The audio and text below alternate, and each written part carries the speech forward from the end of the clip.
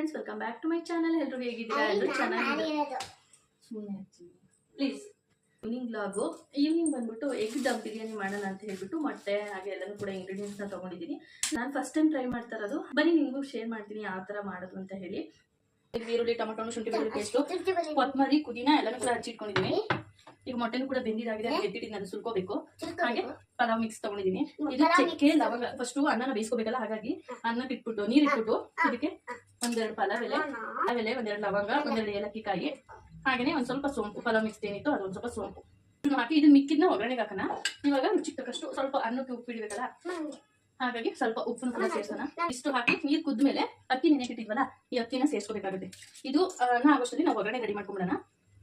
ನೀರು ಚೆನ್ನಾಗಿ ಕುದ್ಮೇಲೆ ನೆನೆಸಿಟ್ಟಿರೋಂಥ ಅಕ್ಕಿನೂ ಕೂಡ ಹಾಕಿ ಚೆನ್ನಾಗಿ ಒಂದು 80% ಬೇಯಿಸ್ಕೋಬೇಕಾಗುತ್ತೆ. ಅಷ್ಟರಲ್ಲಿ ನಾವು ಒಗ್ಗರಣೆ ರೆಡಿ ಮಾಡ್ಕೊಳ್ಳೋಣ ಅಂತೇಳಿ ಮೊಟ್ಟೆನ ಸ್ವಲ್ಪ ಹುರಿದು ಎತ್ತಿಟ್ಕೋಬೇಕು. ಅದಕ್ಕೋಸ್ಕರ ಸ್ವಲ್ಪ ಎಣ್ಣೆ, ಉಪ್ಪು, ಅಚ್ಕಾರದ ಪುಡಿ, ಸ್ವಲ್ಪ ಅರಿಶಿನ, ಹಾಗೆ ಮೊಟ್ಟೆನ ಬಿಡಿಸಿ ಈ ಥರ ಕಟ್ ಮಾಡಿ ಒಂಚೂರು ರೋಸ್ಟ್ ಮಾಡಿಕೊಂಡು ಎತ್ತಿಟ್ಕೊಳ್ಳೋಣ. ಒಂದು ಪ್ಲೇಟ್ಗೆ ಎತ್ತಿಟ್ಕೊಂಡಿದ್ದೀನಿ. ಇವಾಗ ಅದೇ ಎಣ್ಣೆಗೆ ಸ್ಪೈಸಸ್ಗಳನ್ನ ಅನ್ನಕ್ಕೆ ಹಾಕಿ ಮಿಕ್ಕಿತ್ತಲ್ಲ, ಅದನ್ನು ಕೂಡ ಇದಕ್ಕೆ ಸೇರಿಸ್ಕೊಂಡು ಹಸಿಮೆಣಸಿನ್ಕಾಯಿ ಹಾಗೆ ಈರುಳ್ಳಿನೂ ಕೂಡ ಸೇರಿಸಿ ಚೆನ್ನಾಗಿ ಫ್ರೈ ಮಾಡ್ಕೊಳ್ಳೋಣ. ಈಗ ಅಕ್ಕಿ ಕೂಡ ಈ ಥರ ಕಟ್ಟಾದರೆ ಸಾಕು, ಬೆಂದಿರುತ್ತೆ. ಇದನ್ನು ಶೋಧಿಸ್ಕೊಂಡು ಎತ್ತಿಟ್ಕೊಳ್ಳೋಣ.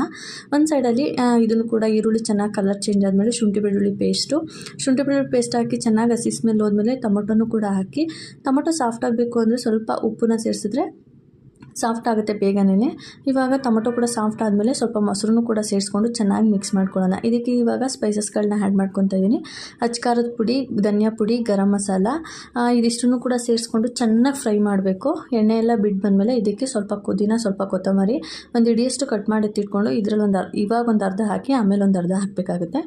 ಇವಾಗ ಅದು ಅಷ್ಟಾದಮೇಲೆ ಒಂದು ಸ್ವಲ್ಪ ಮಸಾಲೆನ ಚೆನ್ನಾಗಿ ಎಣ್ಣೆ ಬಿಟ್ಟ ಮೇಲೆ ಎತ್ತಿಟ್ಕೊಂಡು ಮೊಟ್ಟೆನ ಈ ಥರ ಕಟ್ ಮಾಡಿ ಒಂದು ಲೇಯರು ಮೊಟ್ಟೆ ಹಾಕಿ ನಂತರ ಅನ್ನ ಶೋಧಿಸ್ಕೊಂಡಿಟ್ಕೊಂಡಿದ್ವಲ್ಲ ಅದನ್ನು ಕೂಡ ಸೇರಿಸಿ, ನಂತರ ಇದಕ್ಕೆ ಇನ್ನೊಂದು ಲೇಯರ್ ಎತ್ತಿಟ್ಕೊಂಡಿದ್ವಲ್ಲ ಮಸಾಲೆ, ಅದನ್ನು ಕೂಡ ಸೇರಿಸಿ ಅದ್ರ ಮೇಲೆ ಸ್ವಲ್ಪ ಮೊಟ್ಟೆ ಈ ಥರ ಕಟ್ ಮಾಡಿದ್ವಲ್ಲ, ಇವಾಗ ಒಂದು 5-6 ಪೀಸ್ ಇಟ್ಟು ಅದ್ರ ಮೇಲೆ ಸ್ವಲ್ಪ ಕೊತ್ತಂಬರಿ ಸೊಪ್ಪು ಹಾಗೆ ಪುದೀನ ಸೊಪ್ಪನ್ನ ಸೇರಿಸ್ಕೊಂಡು ಇನ್ನೂ ಸ್ವಲ್ಪ ಮಿಕ್ಕಿರೋ ಅನ್ನನೂ ಕೂಡ ಸೇರಿಸ್ಕೊಂಡು ಎಲ್ಲ ಕಡೆ ಈಕ್ವಲ್ ಆಗಿ ಸ್ಪ್ರೆಡ್ ಮಾಡಬೇಕಾಗುತ್ತೆ. ಇವಾಗ ಸ್ವಲ್ಪ ಅರಿಶಿನ ನೀರಲ್ಲಿ ಕಲಸಿಟ್ಕೊಂಡಿದ್ದೆ, ಅದನ್ನು ಕೂಡ ಹಾಕಿ ಮೇಲೆ ಕೊತ್ತಂಬರಿ, ಪುದೀನ ಹಾಗೆ ತುಪ್ಪ ಇದಿಷ್ಟನ್ನು ಕೂಡ ಹಾಕಿದ್ದೀನಿ. ನಂತರ ಇದಕ್ಕೆ ಒಂದು ಅರ್ಧ ನಿಂಬೆಹಣ್ಣು ಕೂಡ ಹಿಂಡ್ತಾ ಇದ್ದೀನಿ. ಇದಿಷ್ಟನ್ನು ಹಿಂಡಿ ದಮ್ ಕಟ್ಟಿ ಮೀಡಿಯಮ್ ಫ್ಲೇಮಲ್ಲಿ ಒಂದು 5 ನಿಮಿಷ ಬೇಯಿಸ್ಕೊಂಡ್ರೆ ಅನ್ನ ರೆಡಿ ಆಗೋಗ್ಬಿಡುತ್ತೆ. ಸಖತ್ತಾಗಿತ್ತು, ಉದುದ್ರಾಗಿ ತುಂಬ ಚೆನ್ನಾಗಿ ಬಂದಿತ್ತು.